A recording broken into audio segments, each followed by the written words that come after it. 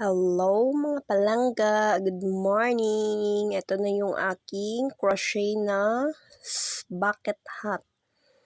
Natapos ko na siya. Yan na siya, oh.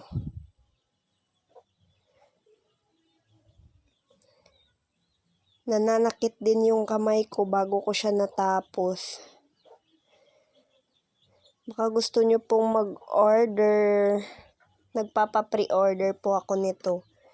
Pag may mag-order, tsaka ako na ginagawa. Kaya sa mga may gusto dyan, sa mga mahilig sa mga ganito, ito po yung sa loob niya. Ito po siya, oh. Yan lang siya, guys. Ito naman yung sa ano. Yan lang siya, oh. Ayan.